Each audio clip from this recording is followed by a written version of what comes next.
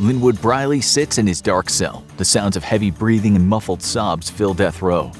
Briley rubs his hands together as he thinks. He's been convicted of killing 6 people and will be executed unless he can find a way to escape. Suddenly, he sits up straight and smiles. That's it. Linwood whispers to himself, they'll never see it coming. Linwood Briley and 5 other murderers are about to escape death row, and nothing can be done to stop them. The inmate population of the Mecklenburg Correctional Center is made up of some of the most dangerous criminals in the country. Everyone in the prison is destined to be executed at the hands of the state for crimes they've committed. When Mecklenburg opened in 1976, it was said to be inescapable. But Bradley and the other inmates are about to put this statement to the test. The next day, as all the inmates gather in the rec room for their hour of free time, Linwood Briley meets with his brother James. James Briley was sent to death row after being convicted for 7 murders. I have an idea that I think you're going to like, Linwood tells his brother. Linwood explains the plan he came up with the previous night. James silently listens. When his brother finishes, he smiles. Let's do it, James says, but we're going to need some help. Linwood nods. Leave it to me. Unknown to the guards at the facility, almost every inmate on the cell block has been briefed about the plan by Linwood. But before the escape from death row can begin, the prisoners need to gather more information about the guards and their shortcomings. The inmates watch the officers at the prison, noting any inconsistencies or flaws in security. Several inmates report that the guards have become lax and complacent. It seems as if they're just going through the motions with no real concern for what the prisoners are doing. It's these observations that allow Briley and others to finalize the specifics of their plan. In preparation for the prison break, a number of inmates stash blades and pieces of metal from landscaping equipment into their jumpsuits. Each day and night, they scrape the metal into shivs, so when the time's right, they have weapons to fight the guards with. The officers at Mecklenburg weren't searching inmates or their cells very thoroughly, so at no point did they find any of the weapons that would have tipped them off to the inmates' plan to escape death row. This blatant disregard of the rules and regulations of the facility eventually leads to one of the biggest catastrophes in prison history. On the evening of May 31, 1983, the prisoners find the opening they've been waiting for. The inmates return to their cells from their outdoor activities. Each one steals a glance at the guards to see if they're watching. A man by the name of Earl Clanton notices that the officers aren't paying attention to him and puts the escape plan into action. Clanton has been sentenced to death for the murder of a librarian 3 years prior. He has no plans of waiting around on Mecklenburg death row any longer. When no one's looking, Clanton slips into a bathroom that they left unlocked. The bathroom sits right next to the control center for the cell block. If he can gain access to the controls, he can open all of the cells at once, allowing the inmates to flood out and overwhelm the guards. Clanton lies in wait for the perfect opportunity. The clock ticks by. Clanton has been hiding for almost an hour. It's time. James Briley calls the guard near the control room over to his cell. He asks politely if the guard minds retrieving a book for him that he accidentally left with another inmate on the other side of the prison. The guard seemingly has nothing better to do. He only thinks for a moment before walking away to fetch the book. James Briley smiles and signals to Clanton, who is peering out of the bathroom door. It's go time. Clanton makes a dash for the control room. The door is unlocked, but there is a guard inside. When the guard realizes that it's an inmate bursting into the room through the door, they jump out of their chair to try to subdue the prisoner. But Clanton has the jump on the unsuspecting guard. He throws them to the ground and pushes all the buttons on the control panel. The cell doors swing open. The death row inmates are now free. The men come running out of their cells and quickly overwhelm the vastly outnumbered guards. The officers look on in horror as an army of killers swarms around them. They're not allowed to carry firearms, so all the guards are armed only with nightsticks. They quickly realize that they're not only outnumbered, but outmatched in weapons as well. The inmates hold shivs in their hands from the sharpened lawn equipment they smuggled into their cells. The nightsticks would usually be a deterrent, but the guards have brought sticks to a shiv fight. Some of the officers have beanbag guns and unload them on the encroaching inmates, but there are too many. The guards in the cell block are dragged to the ground and knocked out. Some suffer stab wounds. It's mayhem. Eventually, all of the guards are dealt with, and the prisoners now run this section of the facility. Their calculated escape plan went off without a hitch, and they even managed to subdue the guards before they can radio for help. No one at Mecklenburg Correctional Center except for the officers guarding death row know that anything has gone wrong, and things are about to go from bad to worse for the officers at the prison. The prisoners strip the guards of their uniforms and put them on. They take their badges, wallets, and identification cards. The Briley brothers gather everyone together to decide what their next move should be. They hadn't expected the plan to go so smoothly, but now that it has, they need a way out. There's still a bunch of guards outside the cell block, Linwood says. We need to lure them in here so we can deal with them. I have an idea, one of the inmates says. He grabs a guard's walkie-talkie and radios the other officers in the facility. "We could use a little help on death row," he says. "Some of the inmates are getting rowdy." The escaped prisoners snicker. Officer Hawkins responds to the call and climbs the stairs leading up to the control room. As he reaches the top of the stairs, Hawkins is greeted by a man in a guard's uniform. At first he recognizes the guard, but he can't quite place how he knows him. Hawkins stops, his eyes open wide as he turns to run back down the stairs. He realizes that the man in front of him is not one of his fellow officers, but an inmate. Hawkins has stumbled right into a trap. He leaps down the steps, fumbling for his radio. At the bottom, James Bradley waits for him with the shiv. "If you try to call for help, it'll be the last thing you do." Bradley hisses as he holds up his shiv to Hawkins' neck. Hawkins raises his hands in surrender and is led to the closet where the guards have been secured. The inmates regroup and radio for more help to be sent to the death row cell block. They know there are more guards outside the facility that need to be dealt with, so if the inmates can lure them in one by one, they'll have a better chance of escaping. Officer Prince Thomas responds to the fake request for help. As he approaches the control room, Thomas immediately knows something is wrong. The first person he spots is Joe Girantano, who is convicted of murder and sexual assault. Thomas knows how dangerous this man is and turns to warn the others that the inmates have gotten free. If he can make it to the exit and let the rest of the guards know that the prisoners are loose, the whole escape plan will fail. Thomas sprints toward the exit, but James Bradley and another killer named Lim Tuggle catch him from behind. They pull Thomas to the ground. He reaches his hand out toward the door in desperation, hoping someone will pass by and see him struggling. But no one comes. The rest of the guards in the outside world remain unaware that the officers at Mecklenburg Correctional Center are being picked off one by one. As Thomas is stripped of his uniform and possessions, he watches in horror as the other guards are being led to the shower room. But one person stands out. Officer Coraline Epps is the only female guard captured by the inmates. Many of these men are on death row for crimes against women. Everyone knows that Coraline Epps is in significant danger, but there's nothing the other guards can do. They watch helplessly as Epps is led to another part of the facility by a group of prisoners. Coraline screams as she's dragged to one of the cells by a few of the inmates. "I just had a baby," she yells. But her pleas fall on deaf ears. Coraline Epps struggles against the grip of the men, but they're too strong and they're too many. She's thrown into a cell. The men stand in the doorway arguing what to do with her. Before the inmates can cause her any harm, Earl Clinton, the man who had broken into the control room and started the prison break, throws the others aside. He stands in front of the cell, a determined look on his face. "No one goes near her," Clinton bellows. He pulls out a shiv and stares down the other prisoner, who slowly back away and rejoin the others. Clinton turns and looks at Coraline Epps. In a soft voice he says, "I'm a dad. I wouldn't let anything happen to my little girl, and I'm not going to let anyone come in here and hurt you." Coraline watches in astonishment as Earl Clinton turns around, crosses his arms, and stands in the cell doorway to make sure no one else comes in. Earl Clinton had made mistakes in his life, but he was not about to let anyone hurt Coraline Epps. The Bradley brothers gather everyone around in the middle of the cell block. "It's time we make moves," said Linwood. "Eventually someone will get word out to the authorities that we have taken over the prison. If anyone's going to escape, now is the time." "How are we going to get past the rest of the guards?" someone asks. There's silence as everyone thinks. Although the inmates have captured several guards and control most of the prison, this could be the end of their escape if they can't figure out a way to get beyond the walls of Mecklenburg. "Wait," Linwood says with a smile on his face. "I have an idea." He runs to one of the other rooms and grabs a TV from a table. He places it on a gurney. He throws a sheet over the top of the TV and wheels it back to where everyone's standing. "We're going to call it a bomb threat," Linwood says. The rest of the inmates nod in approval. Not everyone can make it out due to the lack of guards' uniforms, but several inmates have already decided to stay behind. Although they didn't stop the prison break, they have no intentions of actively participating in it.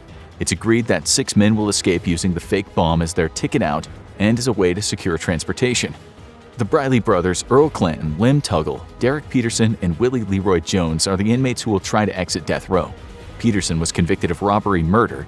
Jones was sentenced to death for arson and murdering an elderly couple. All 6 of these men have done terrible things in the past, and all 6 know their best chance to stay alive is by escaping the walls of Mecklenburg. The 6 men make sure their stolen guard uniforms fit correctly. They place the badges they've confiscated in prominent positions so they can be seen. Then the escapees wheel the cart with a TV on it toward the doorway. The disguised inmates hope that since most procedures were not being practiced or followed at the prison, the bomb threat will cause enough chaos to allow them to sneak out. When they reach the door, they radio the guards outside. "We got a live bomb in death row cell block," one of the men screams frantically into the walkie-talkie. "Open the doors and clear a path so we can get it out of here before it goes off." The 6 inmates wait in silence to see if their plan worked. Their hearts race. Either they successfully trick the guards, or this will be the end of their escape plan. Seconds go by, but it seems more like hours. Nothing happens. It doesn't seem the other guards at the facility have bought it. Then there's a buzz. The door unlocks. The prisoners hold back their excitement in sighs of relief. They begin wheeling the fake bomb through the doorway. A few of them have fire extinguishers that they're spraying at the cart. They're pretending it's keeping the bomb from detonating. Really, the extinguishers are just creating cover to keep their identities hidden from anyone who's watching the bomb threat unfold over the security cameras. The prisoners hustle down the hallway, keeping their heads down and periodically spraying their fire extinguishers. "We need all the gates open and a van ready to take the bomb away from the prison," one of the escapees yells into a walkie-talkie. They find the final 2 gates as they run down the final corridor to the exit. The light above them is red, indicating the gates remain locked. "Don't slow down," someone whispers. The 6 inmates disguised as guards speed up their pace as they wheel the fake bomb down the hallway. They approach the final gates, but the light is still red. They're 20 feet away, then 10. The gates are still locked. Just before they crash into them, the light goes from red to green. The gates unlock. The inmates push them open and proceed outside into the cool Virginia night air. When they look around, they can't believe what's waiting for them. The guards have brought a van around. The sliding doors are open so the bomb can be placed inside and removed from the prison grounds. The inmates can't believe their luck. They race over to the van, load the sheet-covered TV into it, and then pile into the vehicle themselves.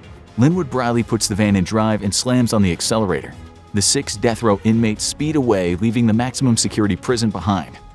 As the prison fades into the rearview mirror, the 6 men let out a cheer. They've done it. They broke out of death row and a facility that was supposed to be escape-proof. But they're not out of danger yet. At some point soon, the remaining guards at the facility will realize that they've been tricked. The 6 inmates know they need to put as much distance between themselves and the prison as possible if they're going to get away for good. They'll also need to ditch the police van and change their clothes to something much less conspicuous. Tensions begin to rise in the escape van, and an argument breaks out. The escaped convicts can't decide what to do next. "If you don't like it, you can get out and go back to prison," Linwood Briley shouts. "But my brother and I are heading to Pennsylvania, where we've got family and can lay low." Clanton and Peterson don't think this is the best course of action. "Pull over," Clanton says. The van rolls to a stop in Warrenton, Virginia, and the escapees have made it about 20 miles from Mecklenburg Correctional Center. Clanton and Peterson get out. "Hope we don't see you again," Clanton says to the other inmates still in the van. "You guys should ditch that ride before word gets out about our escape." Clanton and Peterson walk down the road toward town.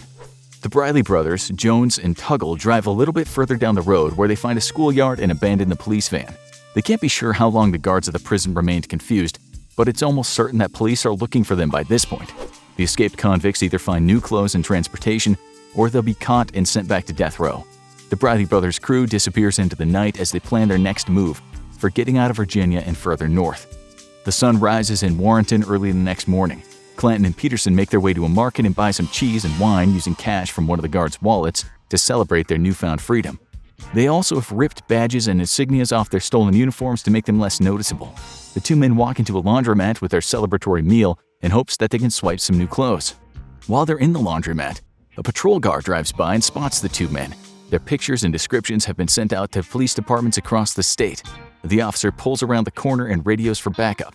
Clanton and Peterson munch on the cheese and take large gulps of the wine, as they haven't had either since they were put on death row. They scout the laundromat for any clothing left behind. Suddenly, a squad of police officers burst through the doors, guns raised. "Down on the ground, hands above your head," an officer yells. Everyone in the laundromat gets down, including Clanton and Peterson. The police officers rush over to the 2 escaped prisoners. Wine from their bottle pools on the floor as Clanton and Peterson are handcuffed.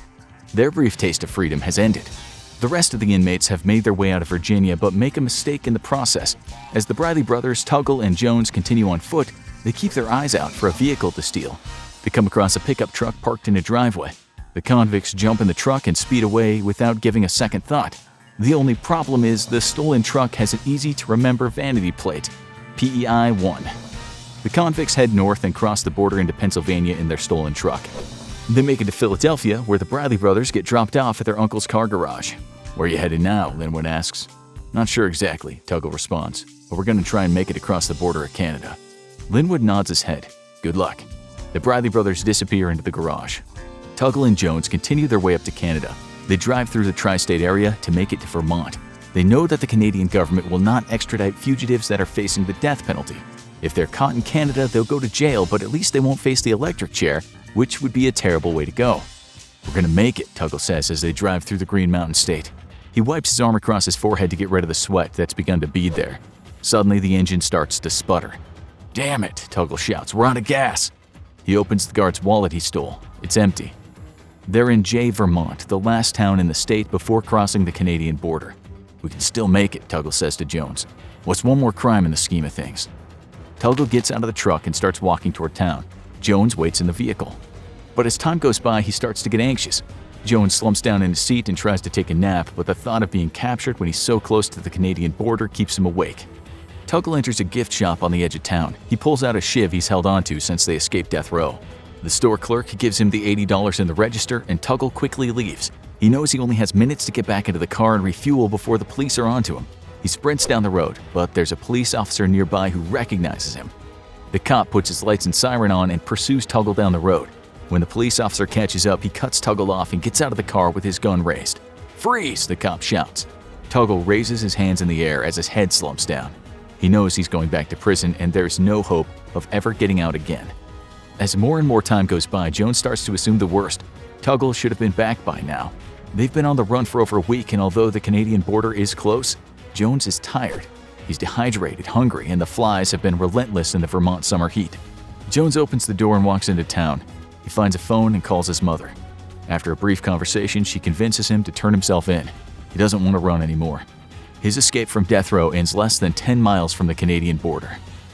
Out of all the men who escaped from the Mecklenburg Correctional Center, only 2 remain. The Bradley brothers have been free for almost 3 weeks.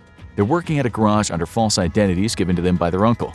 The police visit the uncle's shop, but he maintains he has no idea where his nephews are. The police don't believe him, so they tap his phone and wait for the brothers to make contact. 19 days after the Bradley brothers escaped, they made the mistake of calling a former contact in New York City.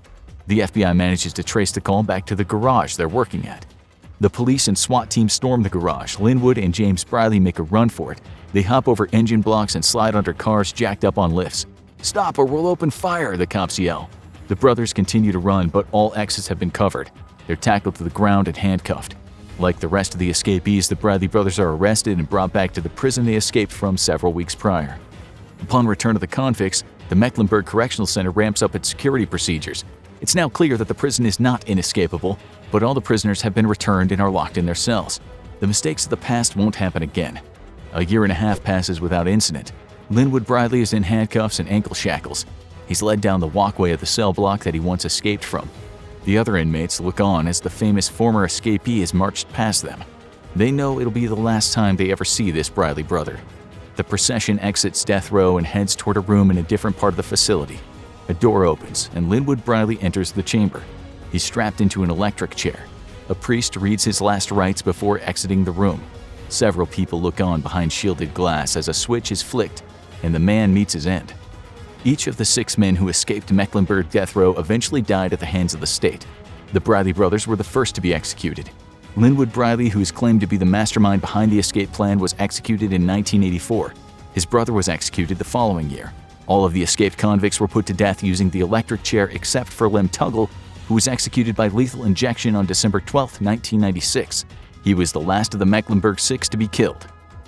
Now watch 50 Things Nobody Tells You About Being in Prison, or check out Last 60 Minutes of Being on Death Row.